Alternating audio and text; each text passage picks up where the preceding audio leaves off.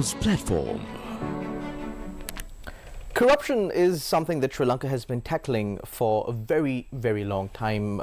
One would think that maybe the economic crisis in Sri Lanka would at least be some sort of a deterrent for politicians, public officials, and various other players in the national politics to maybe refrain from engaging in corruption. That doesn't seem to be the case. Corruption is still taking place in Sri Lanka, and corruption has also been identified as one of the key reasons as to why Sri Lanka is facing such a severe economic crisis. Good evening and welcome. This is the People's Platform, and to discuss matters surrounding corruption in Sri Lanka, of course, we've got with us an expert on the subject, individual who's been fighting against corruption together with the organization that she leads, the Executive Director of Transparency International Sri Lanka, Nadishani Perera, attorney at law. A very good evening and welcome to the show. Very good evening. Nadishani, now, it's a known fact that there's much corruption going on in Sri Lanka. Nothing really seems to be materializing as far as justice goes. However, it's important to identify these corrupt actions, these issues, address them, and take action against them or initiate action against them even. Best example being Transparency International Sri Lanka had petitioned the Supreme Court against the orders that were placed under the Indian credit line to procure medicine, that the proper procurement guidelines were not followed. The medicine that's being brought down to Sri Lanka is dangerous. And today we can see that those facts that you said way back then have become a reality. People are dying. There is a criminal investigation ongoing now. What's really taking place with this case, Nadishani, as far as the progress of this matter? Well, the case is progressing in terms of, it will go to the argument stage and so forth. But the good thing about the initial case that you referred to is that we were able to get an interim order preventing the importation of the entire list of drugs using the Indian credit line. And so already there were certain drugs that were imported, and those drugs were distributed, administered to people. Now people are dying. Now people are losing their sight. Now people are suffering. But as a result of the action that Transparency International filed, several other drugs, or many batches of those drugs, were not brought to Sri Lanka. Yes, at that point. And now we have more situations that have developed with the whole immunoglobulin situation, which was not known at that time. So that's another procurement we are talking about, a problematic procurement. So, Nadishani, now when it comes to dealing with these kinds of corruption-related matters, now Transparency International Sri Lanka is an anti-corruption organization advocating for transparency in Sri Lanka's governance structure. Justice seems to be slow, and justice delayed is justice denied. So how do you propose that the country really progresses forward in addressing, but there are many corrupt issues, but if we're focusing on this corruption in the health sector of Sri Lanka that is claiming the lives of people, mind you, it's amazing, or it's surprising to see that people can disregard a person's life for something as simple as money at such a massive scale. So moving forward, what do you think really can be done? What do you think should be done to address this very specific corruption issue that has, really sent shockwaves across Sri Lanka? So we need to start with accountability, because now already there is evidence that something was done, pure corruption and money, public money has been spent to get these drugs where finally, which was, without any certification, and ended up harming the person, and now there is no manufacturer of the drugs to be found. I mean, it's an amazing case of, like you say, such level of disregard for human life. And what is very important is that the legal process that has started, the police case, this needs to be able to proceed without any sort of interference. At least people need to get some hope that this impunity that this country is suffering with, like what you said, where you don't see accountability for corruption, you see actually that high level corruption, especially grand corruption corruption, what we call. I mean, the white-collar criminals just get away all the time. I mean, we have a very bad track record in terms of holding them accountable, but if you're a small guy doing some small kind of level of corruption, you may actually be caught. So this is what even people talk about, and that prevents people, deterring people. So you think you can get away, you know. So therefore, this case that has shocked the nation, we need to see actual accountability. So that's the first thing. Thereafter, you need to see what are the corruption vulnerabilities within the mechanism, within the health ministry, that gave the space, the opportunity for these parties involved to do this. Because otherwise, we might address this, but the system, there might be a problem in the system, in the mechanism. So, you know, what are the different situations of levels of approval? What is the procurement, the mechanism? Is there a law? In fact, it's not just health ministry. So we don't have a law on procurement. We have national guidelines that are not in a uniform way followed by the public institutions. So first of all, we need to address that. This has come up as a recommendation also in But there was a time in Sri Lanka where there was a National Procurement Commission that really oversaw all of these procurements. What happened to the commission? Well, you know, that was removed by the 20th Amendment, then it was brought back. Now the question is that they need to be empowered, given the resources and the space to do their job. They are supposed to provide oversight and guidance and lead the process of bringing in a proper legal framework for the country and then enabling the institutions to implement it.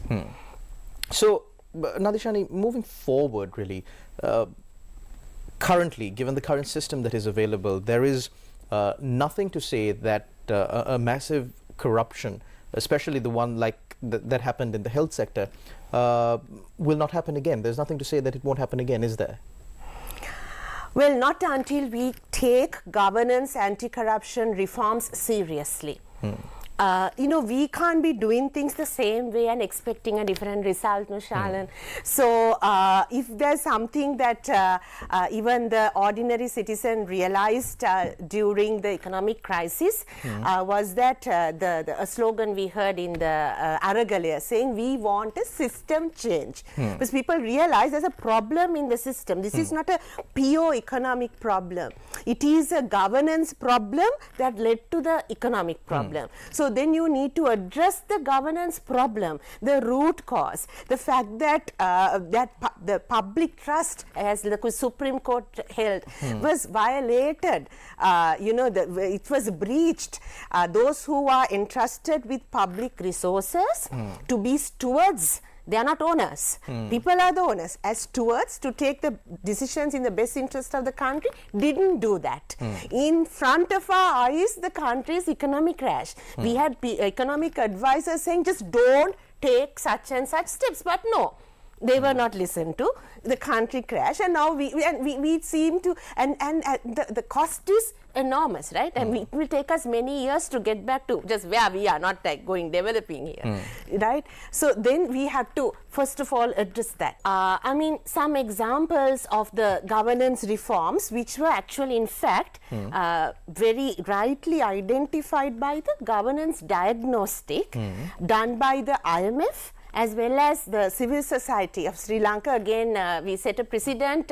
It's like seems to be a first in the world. In parallel to IMF program, the civil society also came forward in this unique moment of reform in our country, because we know it is a moment to push for system change. People are asking for it, and we know that we have to do things differently if we are to go through that breakthrough moment that you are asking. So then the good thing is, at that point, maybe in 2022, if you ask, so what do you mean by system change? We get a little stuck, right? You know, and it's easy for politicians to then fool you. Exactly, you know, we are doing lot of reforms, you know. So now you have two documents that are beautifully complementing each other, the two governance diagnostics that set out very clearly, step by step, action points for this system change. Very first step is just bringing in transparency where there should be transparency. Like tax exemptions is a huge problem, and I know this hurts because right now we are really feeling the impact of enhanced taxation, right, on all our lives. But the issue is now the tax exemptions don't come to the general public. The exemptions comes to the higher ups. Exactly my point. And now this is about being transparent. The requirement of both our diagnostic was that you let the public know through a website who are the organizations, that are getting under what law, how much, what's the lost revenue from the revenue. You're talking about years of exemptions. It's not like for 1 year, 2 years. These are like long-term exemptions you're giving. So you need to have a economic justification for that, but and we don't. There's absolute opacity. We don't know, and it's a basic requirements. Bring this information to the public. Then we have conditions like about budget transparency. There shouldn't be secrecy around the national budget. See, we all know the budget, but what we don't know is what happens afterwards. How do you implement this, right? What are the expenses? What are the variations? Did you go above, and why, if so? What are the variations in revenue? If it was less, what was the reason? So we are asking transparency here, and there was also the whole recommendation to bring transparency into public debt. Let us know what are the loans that have been taken at one point. Because at the end of the day, we are the ones who have to repay these loans. Exactly. As is happening right now. And in fact, the sad thing is that some of these massive loans that we have taken generations to pay have not even really gone through the parliament. The minister has used the power, and they are like it's like almost like public debt being used as political tools, because you then talk about these projects that looks beautiful, and you don't talk about the fact that you had to pay a loan for the next 20 years for that. Nadishani, now of course these are all very very refined discussions, very pertinent discussions that need to be done right now that Sri Lanka is facing this crisis. But let's face facts, Nadi. At the end of the day, it's only the political leadership in Sri Lanka that can take, long-lasting, stern action. I mean, the general public, of course, needs to reform themselves, transform themselves, and vote the right people in. But the fact of the matter is that this is an election year, and whoever the general public votes for, first they need to come from a political party, they need to be nominated, and it appears as if many of the same old faces are going to be contesting the election. They will be coming back into parliament. So my question to you is, Nadi, now the civil society in Sri Lanka has put forward a governance diagnostic. The IMF has put forward a governance diagnostic. In your honest opinion, out of the current members in parliament, what kind of a percentage do you think have actually read these documents in whichever language it's accessible, or at least even taken a glance at these documents, or even know that these documents exist? Difficult to give you a percentage, but we know we did invite these people. We did share these documents with the political parties, and what has the response been like, Nadia? I mean, usually when you send an invite, or you send a document or a governance diagnostic in this case, you usually get a response saying, "Well, I read it. These are some things I agree with. These are some things I don't," or even in a response saying, "I got it." What was the response like? No, we did. We have been getting some responses, and there are some people assigned. Is it overwhelming? Is it not overwhelming? Is it? But it's. I would say the response would be satisfactory. The I'm asking you for response from Sri Lanka's political leadership. Yes, but they would, say come and do a presentation. Yes, right. And Transparency International has obliged. Yes. Okay. We've even gone to Parliament and presented and explained even on the things like the new Anti-Corruption Act, and so in that sense there was some interest. But the real test would be after that. What would you do to ensure that this is implemented? It's completely in their hands with regard to a lot of these things, like you said, right, about institutional reform, about implementing the new Anti-Corruption Act. So the block comes there. You can talk and be happy with our presentation, but that's just the start. Are you willing to really represent the people when you are there and do your duty? It may not be the most politically savvy thing for you to do, but it's the right thing. So would you, the earnest appeal from our end to the people is this time around, when the candidates come to your doorstep with all types of promises, just set the correct criteria. First of all, I think to the political parties, when they give nominations, right, that you don't put people who do not have a track record of integrity, like outright known to be corrupt. We have no shame. No, this is the that you put people who have demonstrated some level of commitment, towards the country, towards people, to serve the people, and who have done their role, within whatever capacity that they held before, their job properly, their duty properly. If they've been MPs before, what have they done?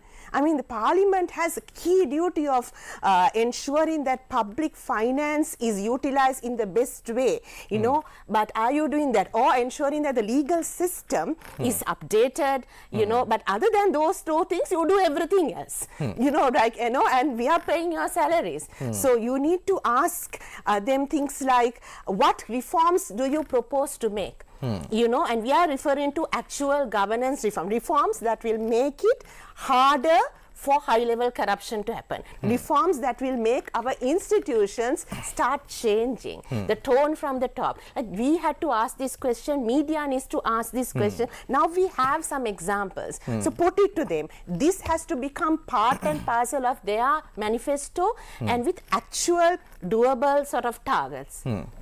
Thank you very much, Nadishani. We'll cross over to a short commercial break and continue our discussion on this subject on the other side. Don't go anywhere. You're watching The People's Platform.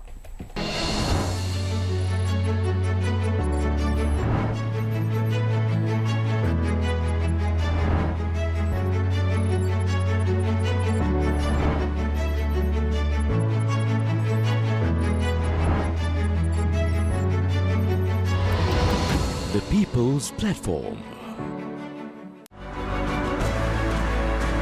Sri Lanka's first ocean-related docu-series.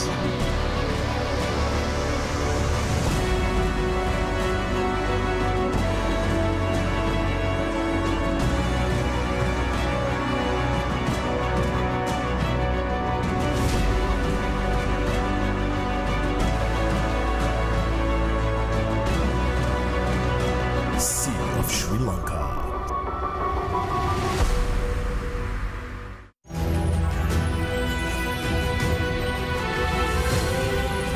TV1. TV for life. Landslide warnings for 10 districts.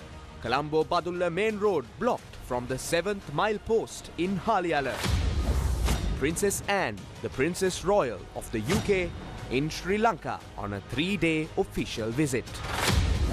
Anti-terrorism bill presented to Parliament. Tech giants voice concern over draft online safety bill. Says law could stifle innovation and investment. Health trade unions oppose allowance hike for doctors. Token strikes cripple hospital activities. ICC CEO meets sports minister in Colombo.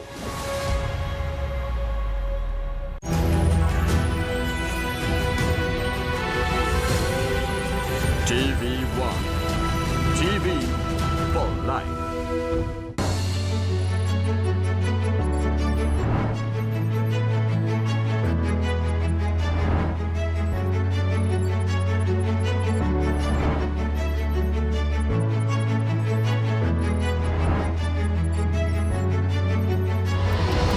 The People's Platform.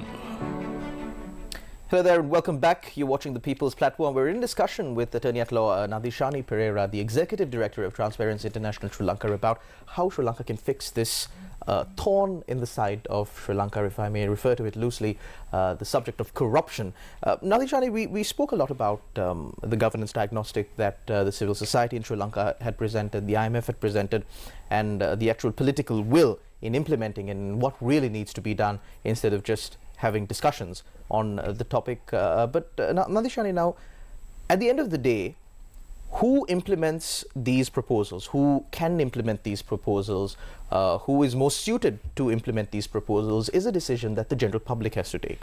And as much as it's important for organizations like Transparency International Sri Lanka or any other civil organizations in Sri Lanka to advocate for proper reforms, it's also pertinent or important to inform the general public on what they should be mindful of when they elect their leaders, because there seems to be a little lack of information among the general public also on what they should really look at when they are selecting a candidate. Now, there have been instances in the past where several checklists had been put forward on what to look for in a candidate.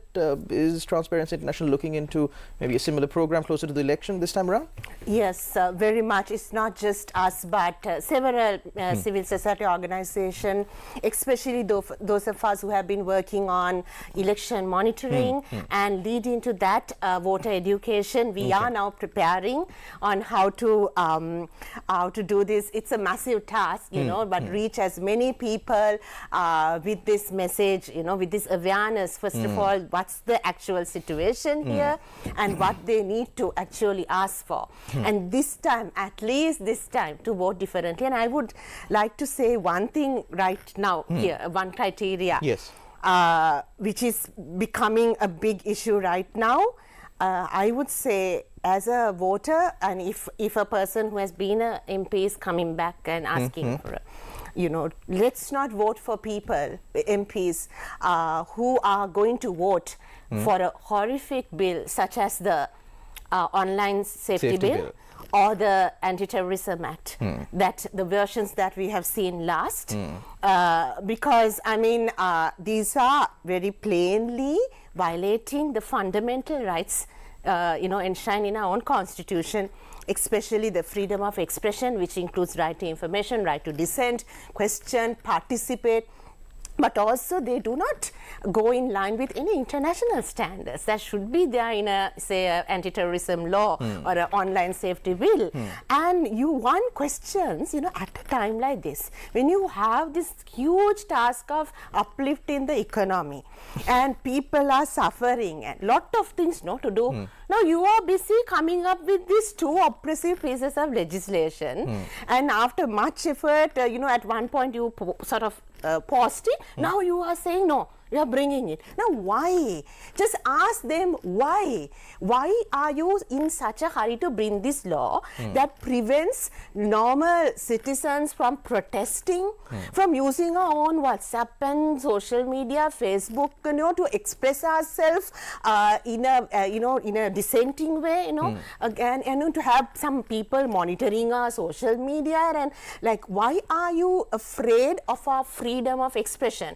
Why are you afraid of us asking questions about how you are actually reforming our country? See, if you are doing your job well, like you're saying, you would not be so scared. You will be happy to have people participating. In fact, the more you have people on board, and I'm saying you, I'm talking to the politicians, right? Any reform is easy because you'll have less people protesting the reform, right? But here, you are sure that they are going to oppose you. You are sure that you are doing something underhand. So before that, let's bring these two laws and ensure that, you proscribe some organizations, you arrest some people. It's terrible. So if you are going to betray our vote, betray the trust that once people who voted for you had when we sent you to Parliament, and against the wishes of the people, just go and vote for this kind of laws, then don't come back asking for our vote. I would like to end with that. Thank you very much, Nadishani Perera. Of course, quite an important aspect that Nadishani spoke about, freedom of expression. We've seen how important freedom of expression has been for people in Sri Lanka through movements like the Aragalaya during one of the most trying times in Sri Lanka. And Sri Lankans have really understood the taste of freedom, because for a small time period there, we almost lost it. So thank you very much, Nadishani Perera, Executive Director of Transparency International Sri Lanka, for joining us on our program. Thank you very much to all our viewers out there for tuning in to another episode of The People's Platform. Until we meet again, take care and God bless.